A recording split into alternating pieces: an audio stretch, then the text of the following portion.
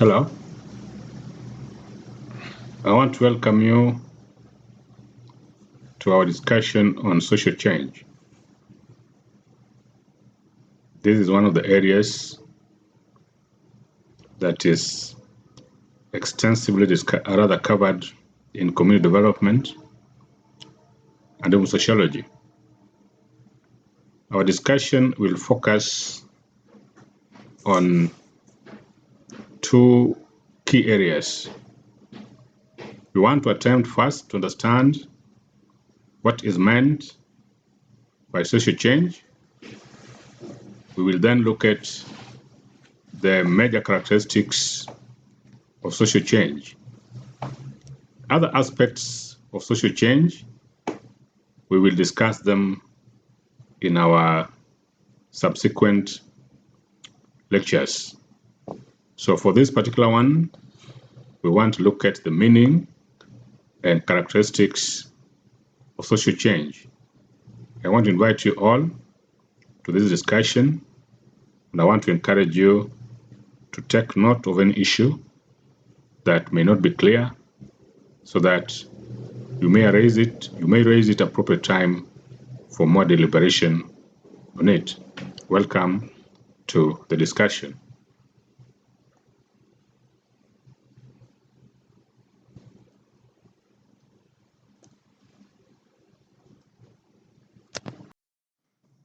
The concept social change has been defined differently by different scholars and even sometimes different disciplines. We want to look at three definitions in our effort to understand what exactly is meant by social change. Social change is a concept which is used to describe variations or modifications of social processes, social patterns, social interaction, or social organization. Another definition of social change states that social change is a new fashion or mode, either modifying or replacing the old in the life of a people or in the operation of a society. Yet the concept social change is also defined as the alteration of mechanisms within the social culture characterized by changes in cultural symbols, rules of behavior, social organizations, or value systems. What comes out in these three definitions is that when we talk about social change, we mean something new coming out.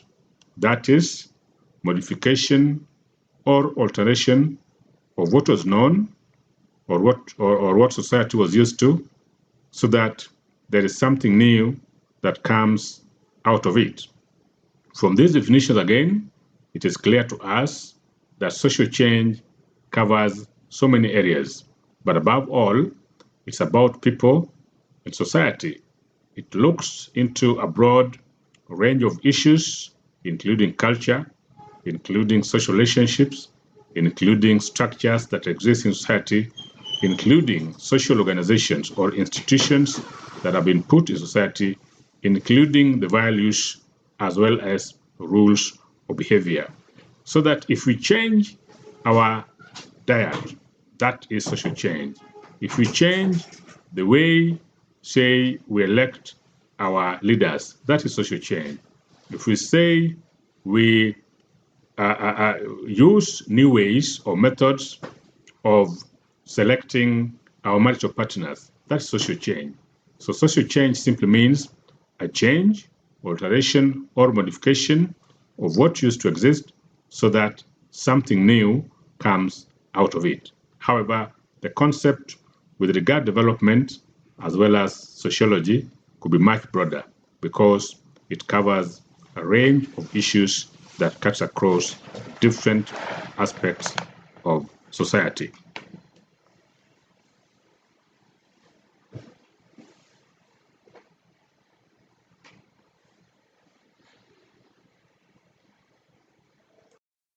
look at some of the characteristics of social change. One of them is that social change is a universal phenomenon, meaning that social change occurs in all societies and that no society remains completely static. That is, because society exists in a universe of changes or dynamic influence, which forces society, whether civilized or primitive, to undergo some changes in order to cope with the changing world. Indeed, the world is changing. The way we used to do our farming is not the same way we do today. The population has increased, more yield is needed, soil fertility has gone down, rain availability has gone down, and therefore our farming system must be changed to embrace or appreciate the changes that have occurred in society. Therefore, change is found in all societies, regardless of their stage of development, regardless of their geographical location.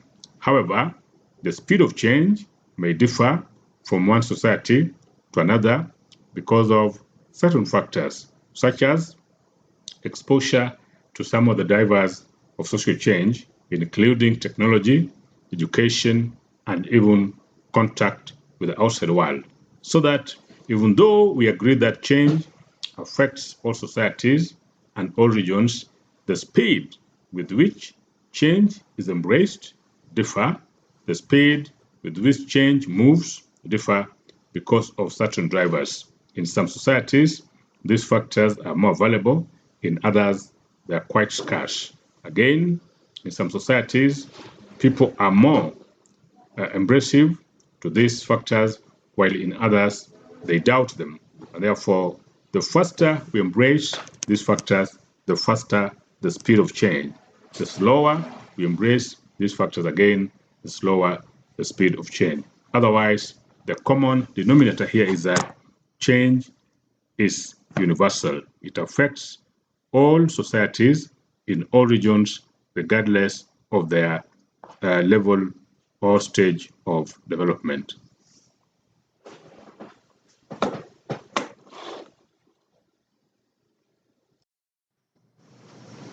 Another characteristic of change, which I've hinted or alluded to just in the immediate slide, is the variation in speed of change.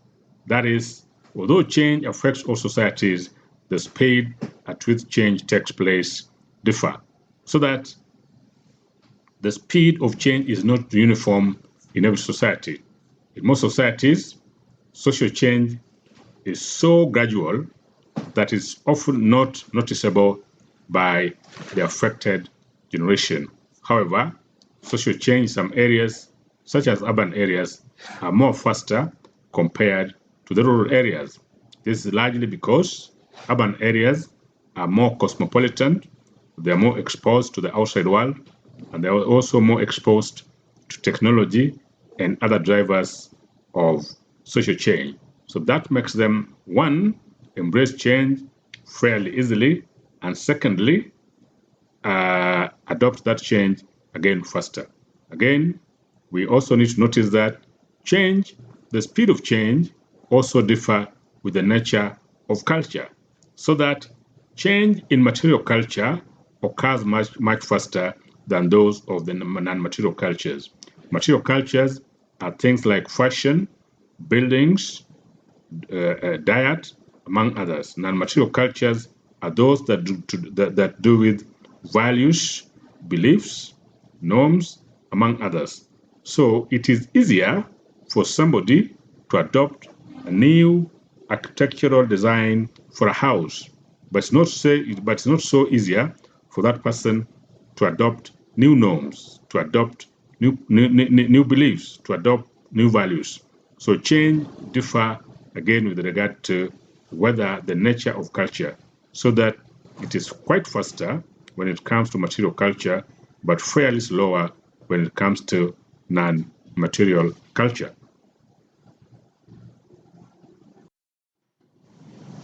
Another characteristic of social change is what we call the inevitability of social change. That is, social change is natural and unavoidable, right? Because it can occur either in our natural course of life or as a result of planned efforts.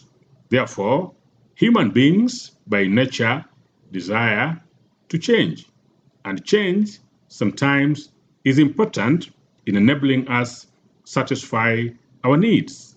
Our needs too are not static. Our needs are changing, and because our needs change, it means therefore that change must occur. It also means that we must embrace change in order to accommodate our changing needs. And society or humanity is always anxious about change and often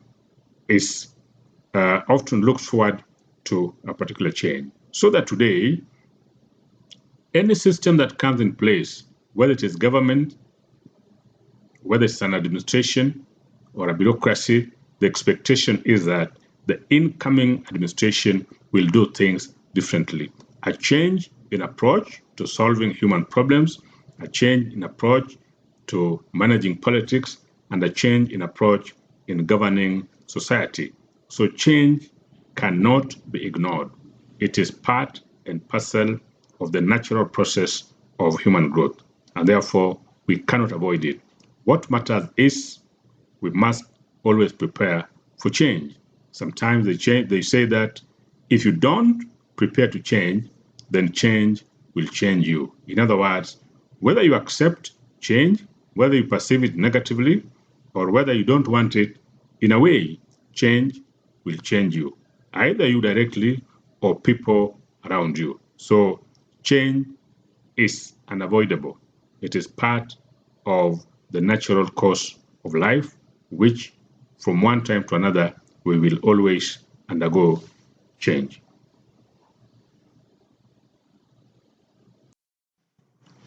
Another important characteristic of change is that change is unpredictable. I want to welcome you. It is quite difficult to our discussion on social change to make any prediction about the exact form and direction of the areas change. This is because there is no inherent law, or there are no natural laws community development of social change that we can use sociology to predict and project. Our discussion will focus the nature and the form on any impending change to is likely key areas.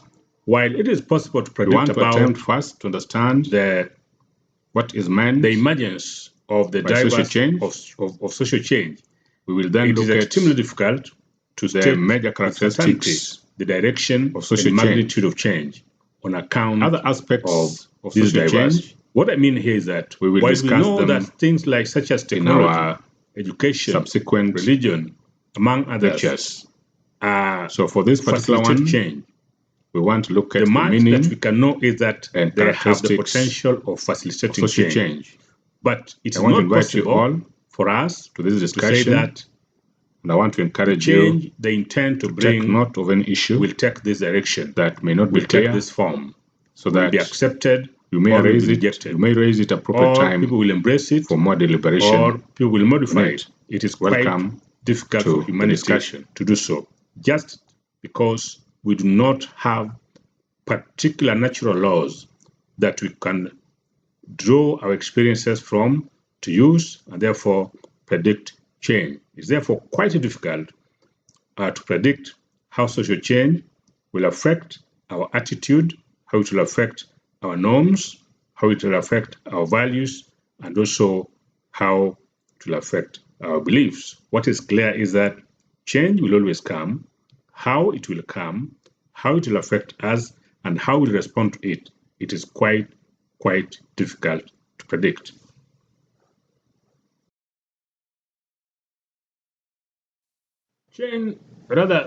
Social change also has what they call a chain reaction sequence. That is, a society's pattern of living is dynamic system of interrelated parts, and therefore change in one of these parts has the potential of effecting change in other parts. For example, the expansion of education opportunities for women around the globe has had a chain reaction and sequence in other areas. For instance, there is now greater participation of women in wage labor. Again, the participation of women in wage labor has also meant that they have become more independent, and that has enabled them to come out of the bondage of most of the retrogressive cultural practices. Again, the independence of women, which has arisen largely from the expansion of educational opportunities for them, has also had a chain of reaction in other parts of society.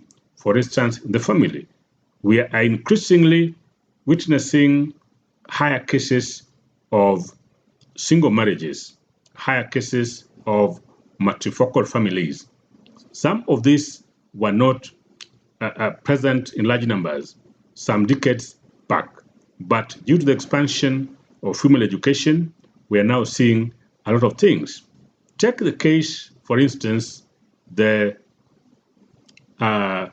decision by the Chinese government to impose a one-child, one-couple family in the 1950s. It has led to other reactions. For instance, there are now increased cases of female infanticide, that is, the killing of the unborn female babies, because the Chinese family is still largely patriarchal, and therefore there is greater desire to have children who are male. So a policy that was designed to reduce population has resulted in other consequences that were not envisaged at all. That's why we are saying that when change affects one sector of society, there will always be a reaction to the other sectors. So as change targets one sector, society always needs to be prepared to ensure that the changes that come do not adversely affect other sectors.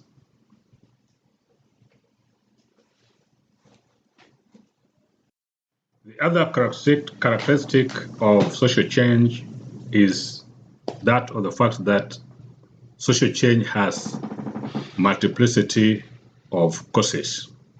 That is, social change results from the interaction of several factors, some of which are technology, economic development, or climatic conditions.